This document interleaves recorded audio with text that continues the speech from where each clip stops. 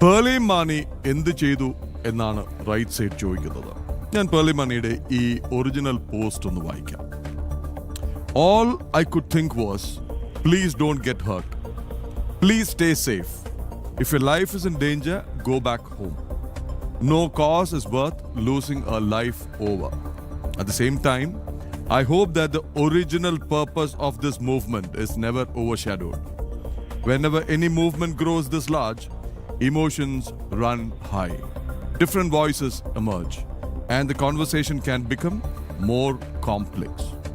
My hope is that the focus always remains on the students and the future they are asking us to build.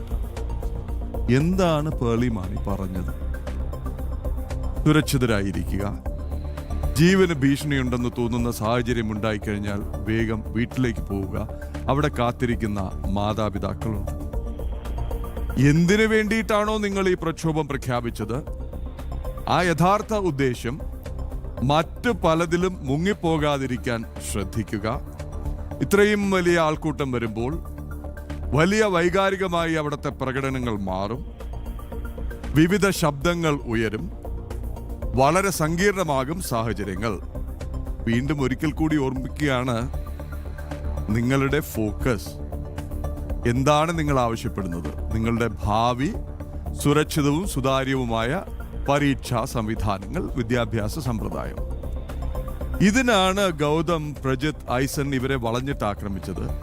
ഇവരുടെ social media ഫോളോയിങ്ങിൽ നിന്ന് unfollow ചെയ്യാനുള്ള ഒരു campaign ആരംഭിക്കുന്നത്, അത് വലിയ തോതിൽ വിജയം കാണുന്നത്, പിന്നെ പലതും ഇവിടെ പറയാൻ പോലും സാധിക്കാത്തത്ര രീതിയിലുള്ള സൈബർ ബുള്ളിങ്ങും ആക്രമണവും. ഇതിൽ എന്താണ് ആർക്കും രുചിക്കാത്തത്? അപ്പോൾ ആർക്കൊക്കെയോ എവിടെയൊക്കെയോ വേദനിച്ചു, ആർക്കൊക്കെയോ എവിടെയൊക്കെയോ കൊണ്ടു. പല ശക്തികൾ അതിൽ വന്നിട്ടുണ്ടാകാമെന്ന് പറഞ്ഞത് കിണ്ണം കെട്ടത് ഞാനല്ല എന്ന് പറയുന്നത് പോലെ ചിലരെ പ്രകോപിപ്പിച്ചു. അപ്പോൾ പല ഘടകങ്ങൾ ഇതിൻ്റെ അകത്തേക്ക് കടന്നുകൂടിയിട്ടുണ്ട്. രാജ്യത്തിനകത്തും പുറത്തും നിന്നുള്ള വിധ്വംസക ശക്തികളുടെ സ്വാധീനവും ഒരുപക്ഷെ ഫണ്ടിങ്ങും ഉണ്ടായിട്ടുണ്ട് എന്നൊക്കെയുള്ള വിമർശനങ്ങളെ ശരിവെക്കുന്ന രീതിയിലായില്ലേ പാവം പേർലിക്കെതിരെയുണ്ടായ ആക്രമണം.